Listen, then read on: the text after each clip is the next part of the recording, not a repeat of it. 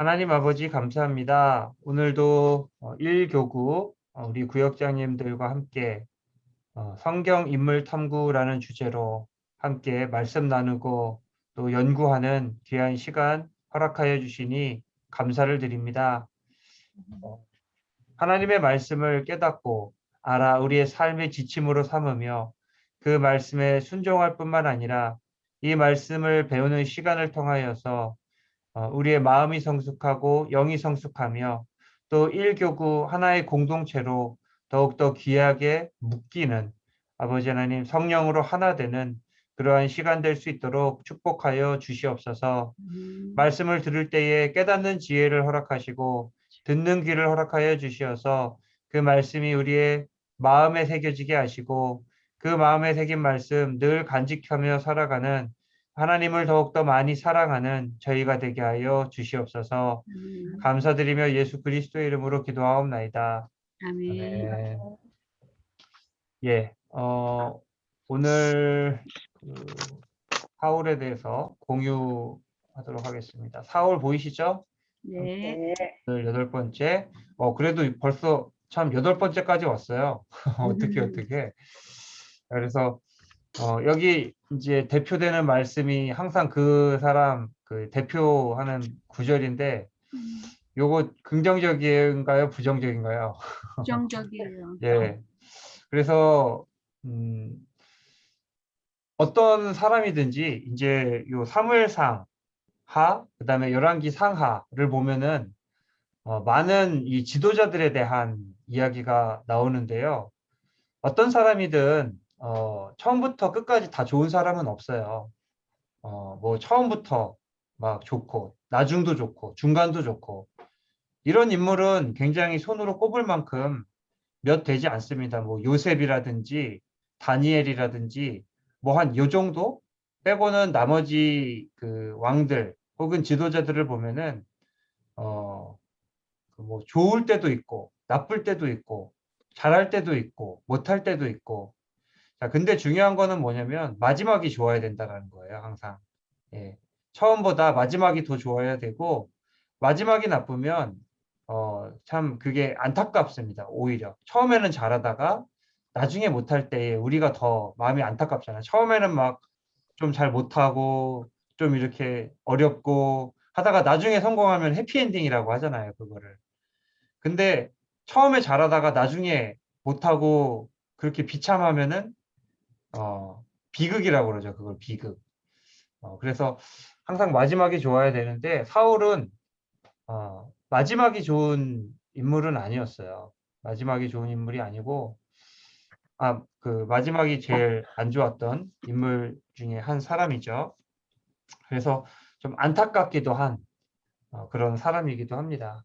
그래서 그러나 이제 사울 왕은 또 중요하기도 해요.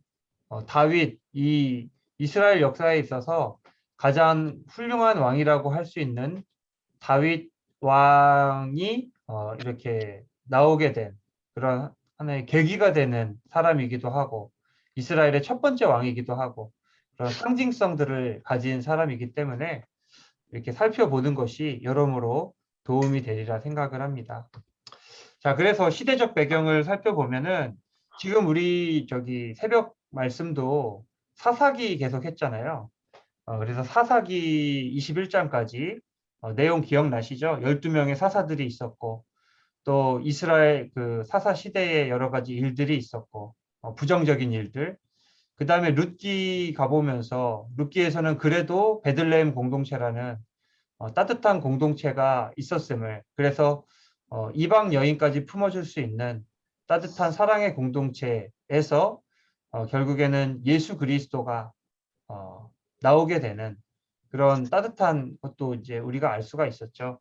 이 사무엘상이라는 말씀 자체가 이제 사울 왕이 나오는 그 말씀 계기가 사무엘상이거든요. 사무엘상이라는 말씀 자체가 이제 굉장히 중요한 전환점이 되는 말씀이에요. 어떤 전환점이냐면은 사사 시대에서 왕정 시대로 넘어가게 되는 사사 시대는 뭐예요? 왕이 다스리는 것이 아니라 사사들, 그러니까 재판관들이 이스라엘을 다스리게 되는 그러한 시대를 우리가 사사 시대라고 이야기를 하는데 사사는 말 그대로 이제 판관, 재판관, 이런 의미를 가지고 있죠. 그래서 온전한 왕은 아니에요. 그러나 사람들을 판단하고 재판하고 또 전시 때가 되면은 사람들을 이끌고 전쟁을 수행하는 그런 지도자들이 사사죠. 근데 이제 요런 그 사사 시대에서 다른 나라와 같은 왕정 시대로 넘어가는 그 전환이 되는 그 말씀이 사무엘 상의 말씀이다라고 이제 보실 수 있습니다. 그래서 이제 왕정 체제가 시작되는 이런 것들이 나오는데 하나님이 해라 해서 이제 왕정 체제가 시작된 것이 아니라 이스라엘 백성들이 요구를 하게 돼요. 그래서 사무엘도 사사고 등장하는 엘리라는 인물, 제사장이자 이제 사사였던 이 사람도 사사이고, 그러니까 이게 사사 시대가 계속 이어지고 있어요. 사무엘도 사사예요. 사사이자 선지자이자 제사장이에요. 그래서 어, 이렇게 이어져 가는데 여기 보시면은 사무엘의 두 아들이 있어요. 요엘과 아비야예요. 요엘과 아비야가 이제 사무엘을 이어서 왕이 되어서 다스리는데 잘 다스리나요? 못 다스리나요? 못 다스려요. 못 다스려요. 그래서 여기 말씀을 보시면은 8장 3절에 아버지의 행위를 따르지 아니하였다고 이야기를 합니다. 그래서 아버지의 행위를 따르지 아니한 게 무엇인가? 구체적으로 이익을 따라 뇌물을 받고 판결을 굽게 하니라. 사사예요, 사사. 사사는 판결하는 사람이에요. 근데 판결을 굽게 해요. 그리고 그 판결을 굽게 하는 이유가 뇌물을 받는 거예요. 뇌물을 받아서 자기에게 잘해주는 사람, 자기에게 뭐 좋은 물건들을 가져다 주는 사람들에게 유리하게끔 그렇게 판결을 내리는 오늘날에도 사법정의라는 이야기를 많이 하잖아요. 사법이 바로 서야 되고 그래야 올바른 판결 안에서 정말 정의로운 사회가 이루어진다는 대전제를 우리가 가지고 살아가는데 사법정의가 한마디로 제대로 이렇게 서지가 않은 거예요. 이 당시에. 그러니까 사람들이 이거를 계기로 해서 원래부터 왕정을 요구했지만 이 요엘과 아비야의 실정을 계기로 해서 왕정을 요구하기 시작했다. 그래서 여기 이제 이렇게 이야기를 하죠. 보소서 당신은 늙고 당신의 아들들은 당신의 행위를 따르지 아니하니 모든 나라와 같이 우리에게 왕을 세워 우리를 다스리게 하소서. 지금 여기 사무엘에게 백성들이 모여서 요구를 하고 있습니다. 여기 당신의 아들들 형편없지 않느냐. 이렇게 부정도 있고 부패도 있고 그런 사람들보다 제대로 된 왕을 세워서 나라를 통치하는 것이 더 낫지 않겠느냐. 얼핏 들으면은 어때요? 얼핏 들으면은 좀 타당하고 합리적인 이야기로 들립니다. 그런데 이것을 하나님이 기뻐하지 않으세요. 왜냐하면 왜 하나님이 기뻐하지 않으시냐면은 다른 나라에 다스리는 자는 왕일지 모르겠으나 이스라엘의 왕은 누구예요? 하나님이에요. 하나님이신데 이 사람들이 지금 이 왕을 세워달라라고 요청하는 것은 사사로는 우리가 안 되겠다. 외세의 침입도 당하고 또 뭔가 다스리는 것 같지도 않고 힘도 없어 보이고 뭐 여러 가지 이유 때문에 왕을 달라 하는 것은 하나님을 왕으로 인정하지 않는 그러한 마음이었거든요. 그러니까 하나님이 외모를 보지 않으시고 그 중심을 보시는 하나님께서 그걸 왜 모르시겠냐는 거예요. 그러니까 하나님께서도 기뻐하지 않으시고 그 하나님의 마음을 아는 사무엘은 왕정 체제에 대해서 굉장히 부정적으로 계속해서 백성들에게 이야기하는 것을 우리가 볼 수가 있습니다. 그래서 사무엘은 너희가 왕을 섬기게 되면은 세금도 많이 내야 되고 강제 노역도 해야 되고 이러이러한 의무도 줘야 되고 너희가 할 것이 많다. 그러나 이제 이들의 고집을 꺾을 수가 없는 것이죠. 그래서 이들이 그 많은 이유들 중에 왕을 원하는 진짜 이유는 여기 있어요. 그러니까 강해지고 싶은 거예요. 한마디로 말하면은 강력한 군사력, 그 강력한 군사력을 이끌 강력한 지도자, 왕이 우리를 다스리며 우리 앞에 나가서 우리의 싸움을 싸워야 할 것이니이다. 그러니까 이 사람들의 지도자상은 뭐예요? 강력한 군사력을 가진 카리스마 있는 지도자, 이런 지도자를 원하고 있는 거예요. 그 마태복음 제가 하면서 그 당시에 있었던 사람들의 메시아상이라는 것을 많이 말씀드리는데, 메시아상 어때요? 그 당시에 사람들의 메시아상은 메시아가 십자가에 달려 죽으리라는 생각은 꿈에도 하지 못했어요.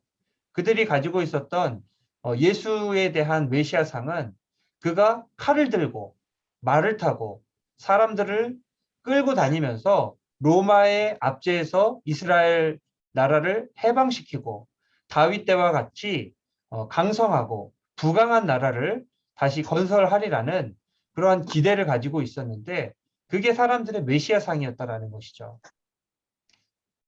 그러니까 사람들은 그런 마음이 있는 것 같아요. 강해지고 싶은 아주 자연스러운 욕구가 있는 것 같아요. 특히 남자들이 더 많이 그렇죠. 근데 이 강해지고 싶어서 왕을 세워달라, 싸움을 이기게 해달라는, 이게 이제 사람들의 잘못된 판단이었다라는 것이죠.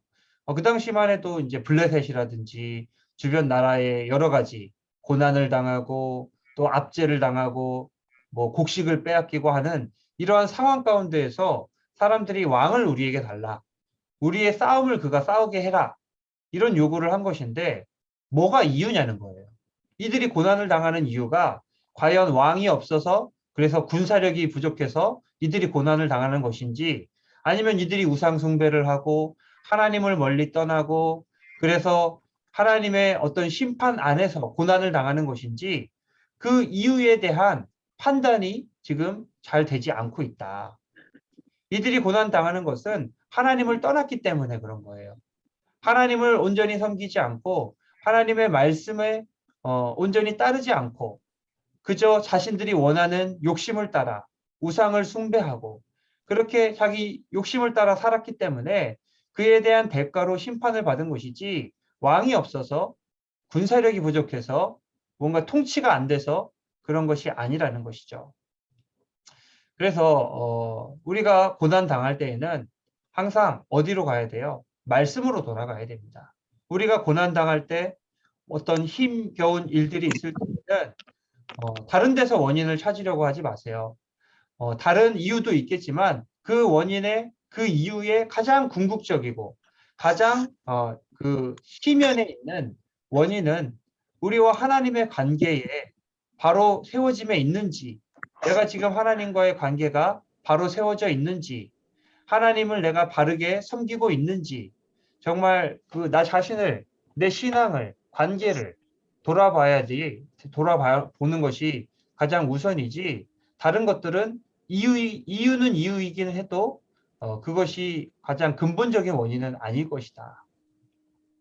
그래서 이 잘못된 판단력이 참 중요하다 하는 것.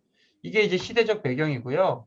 이런 시대적 배경 안에서 왕을 요구하고 고난 가운데서 왕을 요구하는 이 백성들의 요구 가운데에서 사울이 왕으로 등장을 하게 되었다라는 것을 알 수가 있습니다. 그래서 이 사울이라는 사람은 여러 가지 많은 장점을 가지고 있는 사람이에요. 일단 여기 보시면은 뭐가 훌륭해요?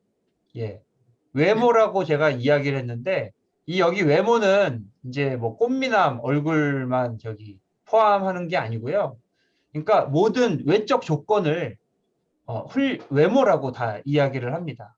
그래서 사무엘상 9장 2절 말씀을 보시면은 준수한 소년이라, 준수한 소년이라는 말은 잘생겼다라는 말이에요. 잘생겼다라는 말. 굉장히 멋진 그런 사람이고, 또 이렇게 근데 그 준수함이 가장 준수한, 그냥 준수한 게 아니라 사람들 중에서도 가장 준수한 사람이 사울이었고, 얼굴만 그런 것이 아니라, 자, 키는 어때요?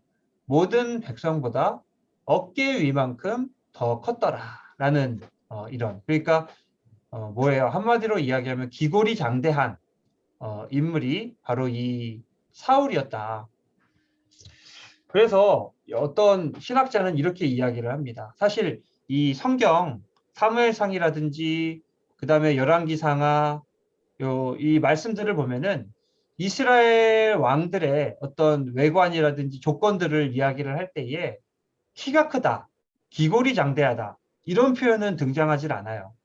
그러니까 이 키가 크다라는 표현은 사실은 그 이방인들을 향한 표현이지 유대인들을 향한 표현은 아니거든요. 키가 큰 사람이 또 누구 있어요? 뭐 골리앗이라든지 뭐 골리앗의 동생 또 뭐 있어요. 그런 그 뭐 키가 크고 그다음에 그 무슨 족이라고 그러죠? 거인족. 네피림족 속의 그 후손들인 아낙 자손들 이런 사람들 이방인들 키가 크다라는 표현이 등장하는데 이스라엘에서는 그런 표현이 안 나오거든요. 근데 여기 이제 키가 크다라는 것은 이방인과 같이 우리에게 왕을 허락해 주십시오라는 이 이스라엘 백성들의 요구에 하나님께서 그냥 그래 한번 이방인과 같은 왕을 너희가 한번 모셔봐라. 그래서 주신 왕이 사울이다. 이거는 이제 해석이 아니고 이게 정론이 아니고요. 신학자들의 이제 해석이 그렇게 하는 신학자가 있다라는 것을 알려드리는 겁니다. 하여튼 이런 식으로 굉장히 이제 키가 큰, 그리고 외모도 훌륭한 이런 왕이었고요. 첫 번째는, 중요하잖아요. 외모도. 이렇게 좀 잘생겼고 멋있어야 사람들이 따르지. 너무 막 볼품 없어도, 아우, 우리 왕은 왜 이래? 막 이럴 수도 있잖아요. 그러니까 일단 합격, 외모 합격이에요. 자, 그 다음에 겸손했어요. 처음이 이제 굳이 말하자면 처음에는 처음에는 겸손한 사람이었어요. 그래서 사무엘이 이 사울을 왕으로 불렀을 때에 뭐라고 해요? 이스라엘 지파의 가장 작은 지파 베냐민 사람이 아니니까 또 나의 가족은 베냐민 지파 모든 가족 중에 가장 미약하지 아니하니까 당신이 어찌하여 내게 이같이 말씀하시나이까. 자, 이런 그 고백, 자기 겸손, 어디서 들어보지 않으셨나요? 사사기에서 한번 보지 않으셨나요? 기드온이 이랬었어요, 기드온이. 기드온이 했던 얘기가 똑같아요. 나는 이스라엘 지파 가장 작은 므낫세 지파 사람이 아니니까. 그 므낫세 지파 중에서도 내가 가장 작은 자가 아니니까. 하고서는 굉장히 자신 없어 하고 또 겸손한 그래서 여러 가지 증거를 보여달라고 한 것도 자신이 없으니까 뭐 양털을 뭉치에다가만 물이 짜지게 하고 땅은 마르게 해달라고 한다든지 이런 식으로 겸손의 모습을 보였는데 기드온은 진짜 겸손이었어요. 왜냐면은 므낫세 지파는 굉장히 큰 지파거든요. 거기는. 근데 여기는 진짜 작은 지파예요. 왜냐면은 그 사사기 마지막 말씀 보시면은 11지파랑 베냐민 지파랑 싸움이 붙은 거 아시죠? 전쟁이 일어나요, 마지막에. 그래서 처음에는 베냐민 지파 사람들이 승리하다가 마지막에 패배를 하게 되면서 거의 도륙이 됩니다. 진멸 당하게 돼요. 그래서 베냐민 지파의 남자들이 600명밖에 안 남게 되는 아주 처참한 어, 뭐라 그래요? 동족 상잔의 비극이라고 해야 되나요? 그게 일어나는 바람에 정말로 가장 작은 지파가 되어 버렸어요. 그래서 이후에도 이 베냐민 지파는 그 북왕국 이스라엘에 편입되는 것이 아니라 그냥 그 유다 지파 안에 자연스럽게 편입이 되면서 뭔가 소멸되는 것 같은 그런 지파로 나오게 됩니다. 어쨌든 이렇게 겸손했고요. 요 그림은 뭐냐면은 이제 사람들 앞에서 왕으로 세울 때에 이 짐 보따리 사이에 숨어요. 이 저기 부끄러운 건지 겸손인지 정확하게 모르겠어요. 그래서 이렇게 숨어 있는 모습을 사람들이 발견하고 당신이 우리의 왕이다라고 이제 알려주는 그런 장면이 이 그림에 나와 있는 거죠. 그래서 이런 식으로 자신을 겸손하게 사람들 앞에서 보일 수 있는 그런 사람이었다 하는 것을 우리가 알 수가 있습니다. 자, 그리고 자, 겸손할 뿐만 아니라 군사적 지도력, 그러니까 전쟁에서 승리할 수 있는 방법도 알고 있는 어, 지도력과 카리스마를 가진 사람이었다. 그거를 증명한 게 이제 암몬과의 전쟁이죠. 여기 기브아, 길갈 여기에 지내다가 여기가 베냐민 그쪽 지역이에요. 여기 이제 길라 야베스, 여기 므낫세 반지파가 사는 요단 동편 땅이죠. 여기 암몬 왕이었던 나하스가 쳐들어왔을 때 많은 백성들을 이끌고 이 암몬과의 전투에서 승리함으로써 자신의 군사적 역량도 보여주게 됩니다. 그래서 이거를 보면은 이게 그 12지파 백성들로부터 군대를 소집하는 장면이거든요. 그래서 누구든지 나와서 사울과 사무엘을 따르지 아니하면 그의 소들도 이와 같이 하리라. 어떻게 했어요? 자기의 소 2마리를 다 그 죽여가지고 각을 떠요. 이게 다 이렇게 분해를 해요. 어디 다리 하나, 머리 하나, 그다음에 몸뚱아리 잘라서 그거를 다 각 지파마다 보내요. 그래서 그 지파 사람들에게 전하게 한 것이 너희가 군사를 보내어 나를 따르지 아니하면 너희의 모든 소들도 이와 같이 다 이게 보니까 다 이렇게 각을 떠버리겠다. 좀 잔인해 보이는데 효과가 있었어요. 그래서 여호와의 두려움이 백성에게 임하고 그들이 한 사람 같이 사울 왕 앞으로 나와서 함께 한 몸처럼 전쟁을 수행하게 되는. 그러니까 적어도 군사적 지도력, 어떤 카리스마 이런 면들이 있었다라고 볼 수가 있는 거죠. 그 다음에 또 관용의 마음도 있었어요. 이게 무슨 이야기냐면은 사울이 왕으로 추대가 돼요. 사울이 왕으로 추대가 되고 사람들 앞에서 사무엘이 공식적으로 이스라엘의 왕이다. 하나님께서 사울을 이스라엘의 첫 번째 왕으로 세우셨다. 딱 선포를 할 때에 사람들이 어땠겠어요? 와, 우리 왕이다. 우리가 잘 섬기자. 이렇게 이야기도 할 수 있었겠지만 사실 반신반의했겠죠.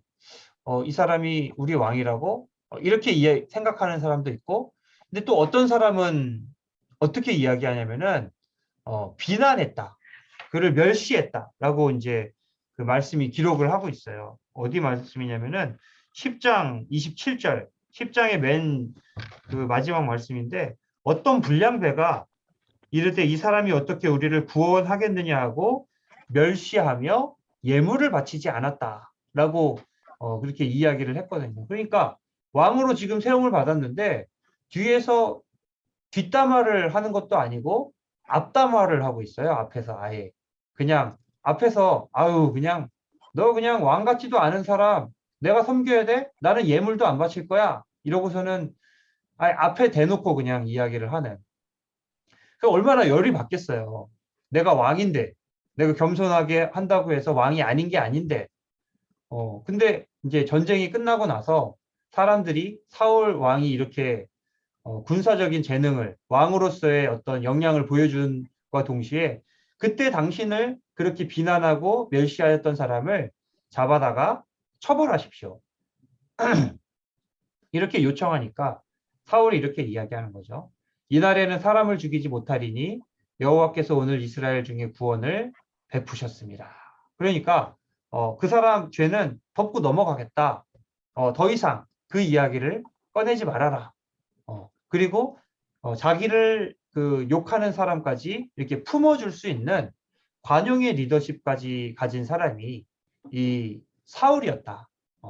그러니까 굉장히 장점이 많죠. 여러 가지 왕으로서 외모도 좋을 뿐만 아니라 재능도 있고 겸손하고 또 사람들을 품어줄 줄도 알고 이런 식으로 왕으로서 굉장히 그 괜찮은데 왕이 될 만한 자격이 있는데라고 생각을 할 수가 있습니다.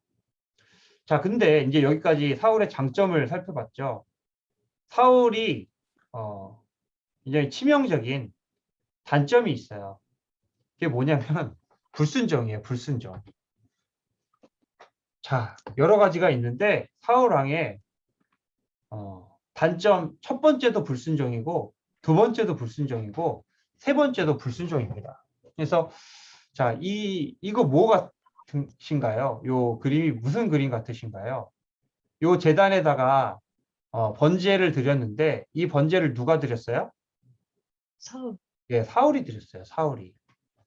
자, 어떤 상황인지 한번 그 설명을 드리겠습니다. 자, 요런 과정이에요. 자, 블레셋이 침공을 하게 됩니다. 사울 왕의 아들 요나단이 몇몇 병사들과 함께 블레셋의 수비대를 치는 그런 일이 있었습니다. 그 일을 계기로 블레셋 이 병사들이 열이 받은 거예요. 열이 받아가지고 한번 우리가 매운맛을 보여주자 해서 침공을 했는데 마병이 6천 명이래요. 그 다음에 병거 있죠? 이렇게 말이 끌어가는 병거. 그 병거가 3만 개예요. 그리고 그 병사들의 수는 바닷가의 모래알과 같이 굉장히 많은 사람들이 쳐들어오는 것을 누가 봐요? 이스라엘 백성들이 보게 돼요. 그래서 전쟁이 났다 하는 소식을 듣고서는 사울 왕에게 백성들이 모였는데 이 블레셋이 어마어마하게 많은 마병과 병거와 병사들을 이끌고 오는 모습을 보면서 두려움에 떨 뿐만 아니라 어떻게 해요? 흩어져요. 막 도망가는 거예요. 그러니까 이 사울 왕이 부탁을 하게 됩니다. 지금 이 당시는 어떤 시대냐면은 아직 완전한 그 왕권이 아직 갖춰지지 않은 초기예요. 왕정 체제 초기예요. 그래서 이 어떤 카리스마도 완전치 않고 사울 왕이 사무엘에게 부탁을 합니다. 당신께서 하나님께 제물을 드려 주십시오. 제사를 드려 주십시오. 그리하면 그 모습을 보고 이스라엘 백성들이 힘을 얻게 될 것입니다. 용기를 얻게 될 것입니다. 하고서는 사무엘에게 부탁을 하죠. 그러니까 사무엘이 7일 후에 내가 가겠다라고 이제 이야기를 해요. 근데 7일이 지나도 안 와요. 7일이 지났는데도 사무엘이 안 오니까 또 7일 지나고 나서 이제 이스라엘 백성들, 그나마 있던 이스라엘 백성들이 또 도망을 가는 거예요. 그래서 남은 사람들이 한 600명 정도만 남게 됩니다. 600명 말도 안 되죠. 여기 지금 마병만 6천 명이고 병거가 3만 개예요. 병사들은 바닷가에 모래알처럼 많아요. 근데 지금 사무엘은 안 오고 제사도 못 드리고 그 다음에 지금 다 벌벌벌 떨다가 병사들은 600명 남고 그나마 있는 병사들도 막 두려워서 어쩔 줄을 몰라 하고 이런 상황이에요, 지금. 그러니까 이런 상황에서 결국에는 어떻게 했다? 기다리지 못하고 사울 왕이 번제와 화목제를 스스로 드리게 되는 이러한 잘못을 저지르고 있다. 그래서 저는 이 사울 왕에게 주어졌던 여러 가지 환경들이 있어요. 이런 상황들이 있어요. 이런 거를 어떻게 이제 해석을 했냐면은 하나님의 시험으로 해석을 했습니다. 하나님의 시험. 그러니까 하나님이 이 사울 왕을 시험하시는 거예요. 이렇게 뭐 진짜 덜덜덜한 상황이 사실 요 일련의 과정들을 보면은 사울 왕을 꼭 탓하고만 싶지는 않아요. 누구라도 아마 좀 두려웠을 것이고 뭐라도 붙잡고 싶었을 것이고 그런데 하나님께서 사울 왕을 시험하신 거예요. 그래서 그가 정말로 이렇게 어려운 상황 가운데에서도 나를 믿고 있는 왕인지 끝까지 인내하고 참고 기다릴 수 있는 왕인지 그것을 하나님께서 시험하신 것이다. 라고 이거는 저의 해석입니다. 그렇게 생각한 이유가 뭐냐면은 사울 왕이 제사를 드리자마자 누가 도착해요? 제사를 딱 끝내자마자 사무엘이 도착을 해요. 그러니까 이제 뭐예요? 시험을 통과 못한 거죠.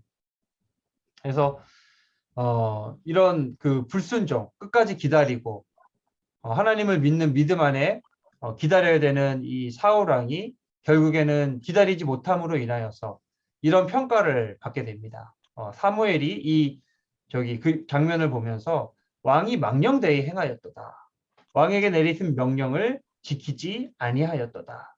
그리하였더라면 명령을 지켰더라면 여호와께서 이스라엘 위에 왕의 나라를 영원히 세우셨을 것이거늘. 그러니까 기회가 있었어요. 이 약속은 나중에 누구에게 넘어가요? 다윗에게 넘어가잖아요. 영원히 너의 왕위를 굳게 하겠다. 이거 뭐예요? 다윗 언약이에요. 다윗 언약. 그런데 이게 다윗만이 아니라 사울도 이런 기회가 있었어요. 지금은 왕의 나라가 길지 못할 것이라. 길지 못할 것이라.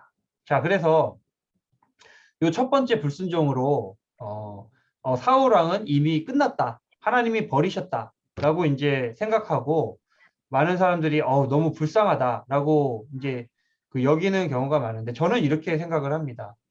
이거는 뭐냐면요. 진짜 버리시겠다는 게 아니라 돌이키라는 메시지예요. 하나님께서 사울 왕에게 불순종, 인내하지 못하고 믿지 불신하는 너의 믿음을 돌이키고 나를 붙들어라 하는 어떤 하나의 메시지로. 왜냐하면 그 이후에도 여러 가지 단계에서 계속해서 시험이 오게 되거든요. 계속해서 이렇게 보시는 거예요. 사울 왕이 잘하고 있는지. 그래서 이게 첫 번째 하나님께서 사울에게 부정적인 평가를 내리신 첫 번째 사건이었다. 사울 왕이 스스로 번제를 드린 사건.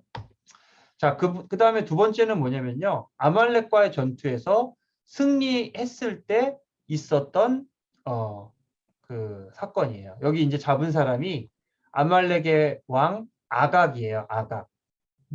여기 이제 말을 타고 있는 사람이 사무엘이죠. 그래서 아말렉과의 전쟁에서 있었던 일련의 과정들을 이제 설명을 하자면은 이렇습니다.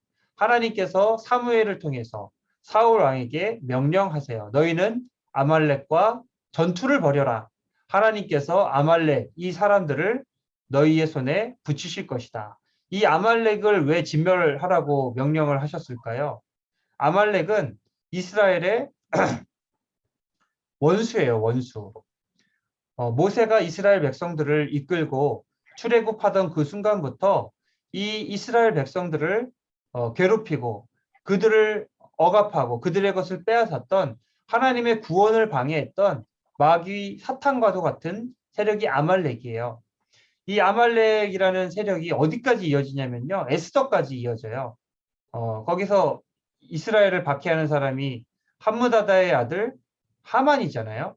이 하만이 아각 자손이에요. 아각 자손. 그러니까 아말렉 족속이에요. 그래서 진멸을 이제 그 헤렘이라고 이야기를 하죠. 이 진멸의 명령이 내리면은 사람을 살려두어서는 안 됩니다. 사람뿐만이 아니라 하나님께서 진멸을 명하신 그 성읍이든지 그 마을에 있는 모든 생명체는 다 죽여야 돼요. 싹 그냥 없애버려야 됩니다.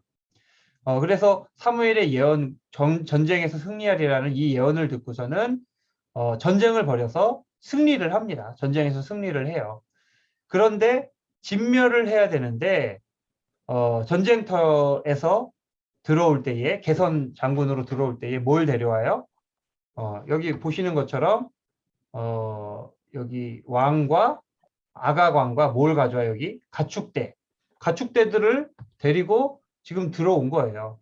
그중에서 아각 왕과 좋은 거 가축들 좀 안 좋은 것도 가져온 게 아니고요.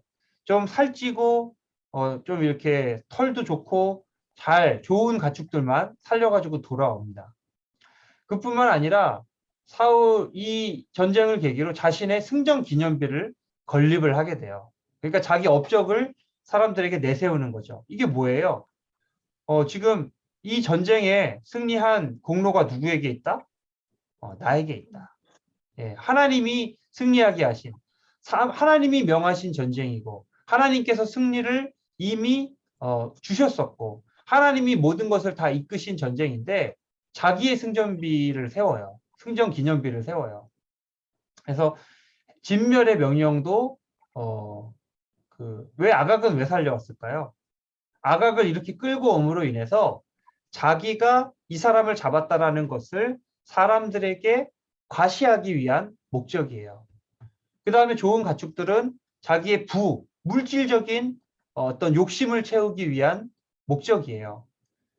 이게 다 이게 자기 이제 명예죠. 명예와 물질이죠. 그래서 이것은 이 아말렉과의 전쟁은 사울을 향한 명예와 물질에 대한 시험이었다. 하나님의. 그러니까 아까도 시험이 있었는데 계속 시험이 와요.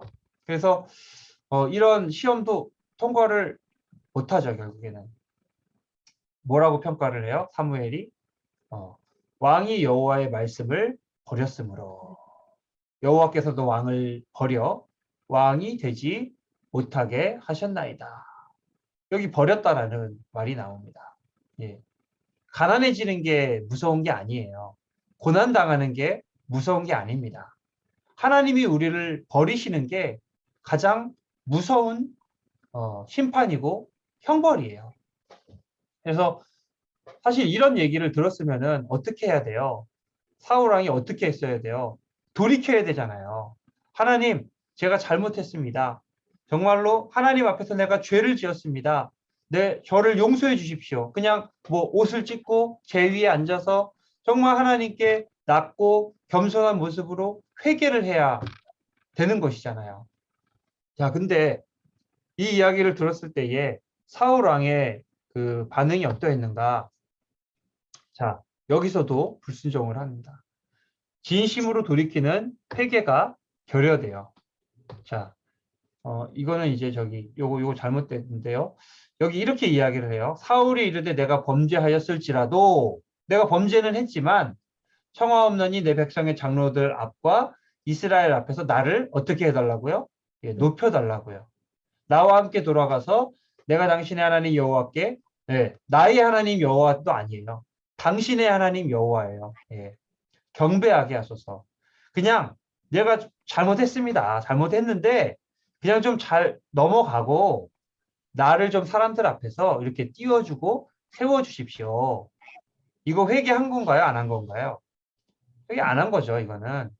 여전히 그러니까 지금 주제 파악이 안 되는 거예요. 하나님이 버렸다고 하는데 너 버림받았어. 하나님이 너를 더 이상 왕으로 인정하지 않으신데 근데 그 말을 듣고 주제 파악이 안 돼요, 지금. 알겠는데 그냥 사람들 앞에서만 나를 좀 높여주면 안 되겠느냐. 그러니까 이 사울 왕은 지금 누구 앞에서 왕위를 수행하고 있는 거예요? 사람들 앞에서 하는 거예요? 하나님 앞에서 하는 거예요? 사람들 앞에서 하는 거예요. 하나님 앞에서 하듯이 해야 돼요, 우리가. 하나님이 나를 보고 계시고, 내가 하나님이 주신 권위로 나라를 다스리고 계시고, 나라를 다스리고 있고, 하나님의 말씀을 따라서 내가 이 땅을 통치해야 되겠다라는 하나님 앞에서의 통치가 아니라 자기가 지금 왕이 되고, 내가 잘했고, 내가 전쟁에서 승리했고, 내가 좋은 거 채우고, 이런 식으로. 그러니까, 나의 하나님이 될 수가 없는 거예요. 하나님은 당신의 하나님. 하나님께 기도해 주는 사람도 당신. 사람들 앞에서 나 띄워줘야 되는 것도 당신. 나는 그냥 통치하고 다스리고 누리기만 하겠다 하는, 그러니까 이게 이제 시간이 지났을 때의 모습이지만, 장점이 참으로 많은 왕이었지만, 나중에는 정말 이런 그러니까 어떻게 보면 단점이 하나예요. 불순종. 계속해서 듣지 않아요. 그리고 처음에는 겸손했지만, 이제는 어때요? 교만해졌어요, 사람이. 그러니까, 우리가 처음에 잘한다고 해서 항상 마지막까지 잘하리라는 보장이 없습니다. 끊임없이 나 자신을 돌아보고 내가 정말로 겸손함으로 하나님의 마음으로 하나님 앞에 서 있는가 하는 것을 점검하지 않으면 우리의 마음은 굳어지게 되어 있어요. 저는 이거를 항상 어디에 비유를 하냐면요. 치석에 비유해요, 치석에. 맨날 이빨을 닦아도 어때요? 안에 가만히 놔두면은 뭐가 이렇게 껴요. 굳어지는 거예요, 안에. 마찬가지로 사람의 마음도 늘 성령 충만한 가운데에 깨어지지 않으면 뭔가를 깨고 계속해서 내가 부서지고 그렇게 되지 않으면은 어떻게 돼요? 마음이 점점 단단해져요. 마음이 점점 교만해져요. 그러면서 더 이상 나중에는 하나님의 말씀이 내 심령 가운데로 심어지지 않게 되는 딱딱한 상태가 되게 돼요. 그거를 성경은 굳은 마음이다, 완고하다라고 그런 표현으로 이야기를 하고는 합니다.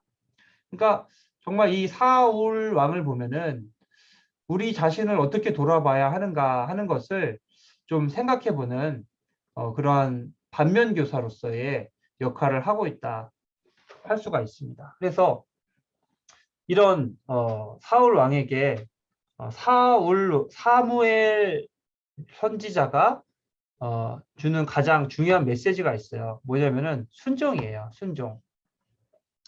이 굉장히 중요한 말씀이죠. 우리가 잘 아는 말씀이에요. 번제와 다른 제사를 그의 목소리 청종하는 것을 좋아하신 같이 좋아하시겠나이까. 순종이 제사보다 낫고 듣는 것이 수장의 기름보다 낫다. 이거 굉장히 유명하고 중요한 말씀이죠. 순종이 제사보다 나아요. 제사, 율법을 행하는 것도 중요하지만 율법을 행하는 목적은 하나님의 온전한 뜻을 깨닫고 그 말씀에 순종하기 위함이지 제사, 순종함과 순종과 다른 어떤 것들이 부딪힐 때에는 하나님의 말씀에 순종하는 것이 가장 우선순위라는 거예요. 듣는 것, 하나님의 말씀을 귀 기울여 듣는 것이 뭐 100마리 수량의 기름을 하나님 앞에 올려드리는 것보다 훨씬 더 중요하다. 이 모든 제사와 율법과 모세오경과 하나님의 말씀은 하나님의 말씀에 순종하기 위한 것에 목적이 있다. 순종하지 않으면 다 소용없다 하는 것을 이야기하고 있는 것입니다. 여기 거역하는 것은 점치는 죄와 같고 완고한 것은 사신 우상에게 절하는 죄와 같습니다. 이 완고하다라고 이야기를 하잖아요. 거역한다라고 이야기를 하잖아요. 그냥 완고하니까 거역할 수밖에 없죠. 씨앗이 들어가지 못하고 튕겨 나오니까. 자, 그래서 이렇게 순종하지 못했던 사울왕 여러 기회가 있었을 거예요. 하나님께서 한 번 실수로 인해서 사울 왕을 버리신 게 아니에요. 그때 그 잘못을 깨닫고 돌이켰으면 되는 거예요. 그러면은 영원히 그의 왕위가 이스라엘 위에 설 수가 있었어요. 그러나 그는 끝끝내 회개하지 않았다. 하나님께로 돌이키지 않았다. 자기 체면과 자기 자존심만을 고집했다. 그러면서 하나님으로부터 멀어지게 된 이 사울 왕의 최후가 어땠는지를 살펴보겠습니다. 첫 번째는 뭐예요? 악신이 들려요. 악령. 자, 여기 보시면은 여기 좀 못생기긴 했는데 여기가 이게 다윗이에요, 여기가. 이게 이제 그 뭐라고 이야기를 하냐면요. 이게 어디만 16장이죠? 16장 14절 말씀을 보시면은 이래요. 여호와의 영이 사울에게서 떠나고 여호와께서 부리시는 악령이 그를 번뇌하게 하였다. 그러니까 처음에 그 암몬과의 전투에서 어떻게 됐어요? 사울 왕에게 하나님의 영이 감동했어요. 하나님의 영이 감동하고 하나님의 영이 내려서 예언을 하고 막 이런 하나님의 영에 충만한 사울 왕의 모습이 있었는데 그 하나님의 영이 지금 어떻게 했어요? 16장에 와서 떠났어요. 떠나자마자 뭐가 찾아왔어요? 악령이 찾아왔어요. 예, 성령이 나가니까 악령이 들어와요. 그러니까 이게 그 신앙의 이분법이에요. 뭔가 다스려요. 우리 마음에 선한 마음을 품지 않으면 악한 마음이 들어오고, 우리 안에 성령님을 모시지 않으면 마귀가 우리를 다스리고, 우리가 생명 가운데 거하지 아니하면 우리가 사망 가운데 거하게 되는. 이렇게. 그래서 악령의 고통 당하고 계속 머리가 아프고 그런 가운데 해결책이 뭐예요? 하나님의 영이 충만한 이 지금 사울 왕을 위해서 다윗이 수금을 칠 때는 이미 다윗이 사무엘로부터 기름 부음을 받았을 때예요. 하나님께서 이미 다윗을 차기 왕으로 택하시고 이세의 아들 8명의 아들들 중에서 다윗을 택하셔서 그에게 기름을 부으시고 난 그 이후에 하나님의 영이 다윗을 다스리고 있을 때예요. 그러니까 하나님의 영이 있을 때에야 악령이 떠나가고 더 이상 고통당하지 않는 이런 상태가 되는 거죠. 그래서 이게 최후 이제 단계로 계속 나와요. 처음에는 악신이 그를 괴롭히더라. 그래서 수금을 타니까 사울이 상쾌하고 악령이 그에게서 떠나더라. 자, 두 번째는 뭐예요? 질투예요. 질투하는 마음. 이거 18장에 이제 이거 뭐 다 아시죠?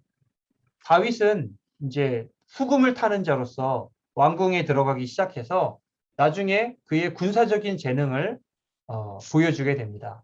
이 사울이라는 왕도 사실은 뛰어난 군사적 재능을 가진 왕이었어요. 그래서 많은 전쟁에서 승리하기도 하고 여러 가지로 이스라엘 나라를 잘 다스리던 왕이었지만 사실 이 다윗은 정말 이스라엘 나라에 이렇게 뛰어난 군사 전략가가 있을까 싶을 정도로 나가는 전쟁마다 다 승리를 했습니다.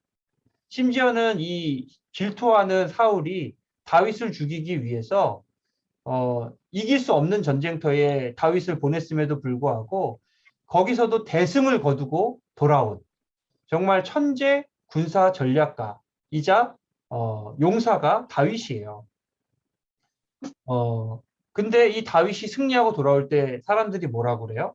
사울이 죽인 자는 천천히요. 다윗은 만만이로다. 이거 진짜 기분 나쁘죠, 근데? 이거 진짜 기분 나쁠 것 같아요.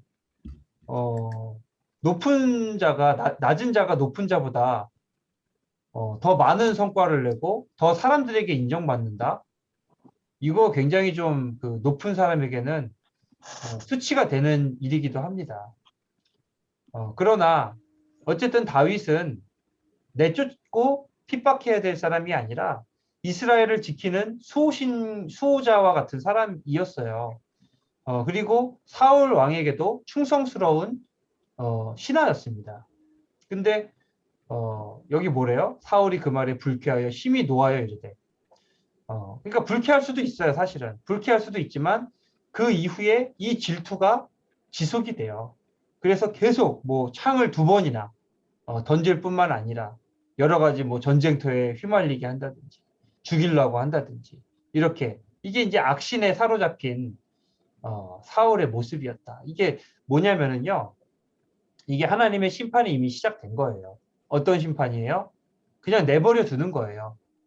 하나님의 가장 무서운 심판은 내버려 두는 거예요. 내버려 두는 거. 하나님이 떠나시는 거, 하나님이 그래서 그냥 모든 악과 부끄러움에 내버려 두시는 거.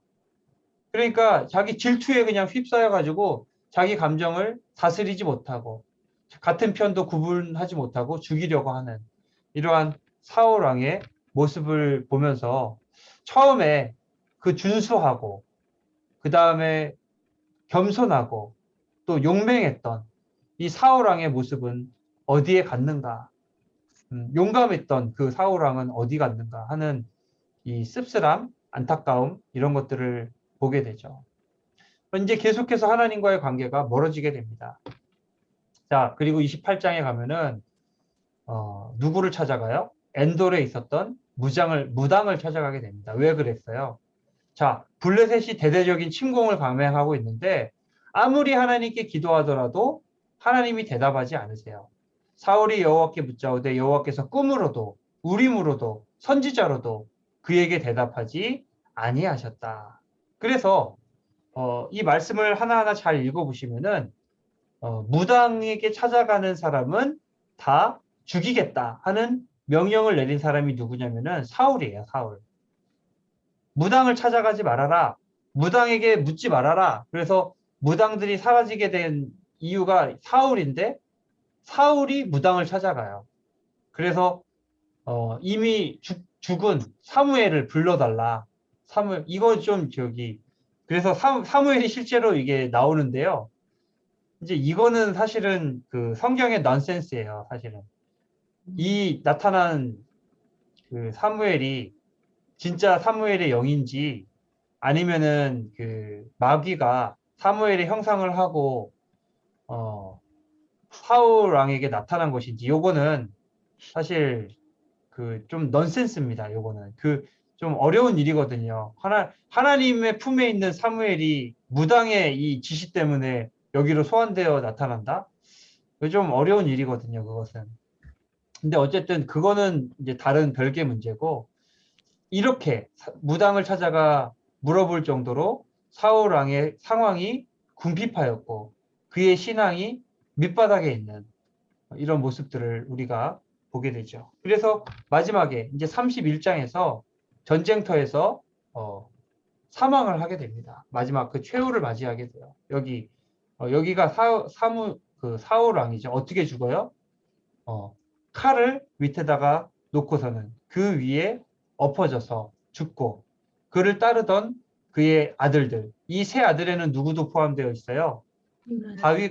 요나단, 다윗과 우정을 나누었던, 정말 다윗이 사랑했고 다윗을 사랑했던 그 요나단이 이 아버지와 함께 블레셋과의 전투에서 죽음으로 인해서 거의 뭐 그냥 다 죽었죠. 세 아들과 무기를 든 자와 그의 모든 사람이 다 그날에 함께 죽었더라. 이게 이제 사무엘상 마지막 31장에 나타나는 결론이에요. 그래서 이렇게 죽고 나서도 뭐 땅에 고이 묻히지를 못해요. 그의 시체를 가져다가 벳산 성벽에다가 못 박아서 매달아 놨다고 이야기하는. 그래서 이렇게 이제 본보기형을 당한 거죠, 일종의. 왕이 이렇게 처참하게 죽었으니 너희 우리 블레셋 군대에 까불 생각하지 말아라 하고서는 왕의 시체를 성벽에다가 달아서 그냥 못 박아 놓는 이런 일들을 행하게 됩니다. 그래서 이게 사울 왕의 최후예요. 사울 왕이 이런 식으로 그 최후를 맞이하게 되었다 하는 것을 우리가 볼 수가 있습니다. 그래서 아까 처음에도 말씀드렸지만 그 처음이 중요한 것이 아니라 항상 마지막이 중요하다. 발전해 가고 점점 하나님의 형상을 닮아가고 점점 겸손해감으로 인해서 신앙과 인격을 완성시켜가는 그 과정이 중요한 것이지 모든 사람이 처음과 끝을 다 잘할 수는 없는 것이거든요. 우리가 지금 인물 열전이 아니라 뭐죠? 성경 인물 탐구 하는 이 인물들 가운데에서 과실이 없는 사람이 사실 없어요. 다 과실이 있어요. 우리가 그나마 그 인물들 중에서 완전한 사람이라고 이야기하는 요셉조차도 어렸을 때는 철부지, 그래가지고 형들의 분노를 유발시키고 말 분별을 못해가지고 형들이 분노해가지고 질투심에 사로잡혀서 결국에는 그 노예로 팔려가게 되고 이렇게 아무리 훌륭한 인물이라도 단점이 있게 마련이고 허물이 있게 마련입니다. 근데 이제 관건은 뭐냐면은 그것을 어떻게 보완해 가면서 정말 신앙과 믿음의 성숙을 이루어 갈 것인가. 그래서 그 마지막을 어떻게 좋게 만들어 갈 것인가 하는 것이 관건이에요. 그래서 이제 그 열왕기상 아마 이제 저희 그 방학하는 동안에 열왕기 상하도 이렇게 말씀 대행진 나가실 것 같은데 보면은 정말 여러 인물들이 있어요. 처음에는 좋았다가 나중에는 나쁜 왕들. 처음에는 나빴다가 나중에 좋은 왕들. 처음에 좋았다가 중간에 나빴다가 다시 좋아진 왕들. 뭐 왔다 갔다 뭐 하는 사람들이 다 있는데 그런 모습들을 보면서 우리 이제 반면교사로 삼아야 돼. 어떻게 하는 것이 하나님이 원하시는 우리 신앙의 여정일 것인가? 어떻게 하는 것이 정말로 그 하나님 기뻐하시는 모습일까 하는 것을 우리가 좀 기억해 보면서 이 말씀들을 보시면 좋을 것 같고요. 그 다음에 이제 또 하나의 중요한 주제 중 하나는 우리는 늘 하나님의 심판 앞에 서 있다 하는 것이죠. 그래서 여러 가지로 시험을 하실 거예요. 하나님께서 뭐 여러 가지 물질로도 시험하시고 명예로도 시험하시고 또 뭐예요? 아까 뭐 인내, 그 다음에 고난, 또 뭐 여러 가지 유혹과 시험들로 우리의 신앙과 하나님을 향한 우리의 마음들을 시험하실 겁니다.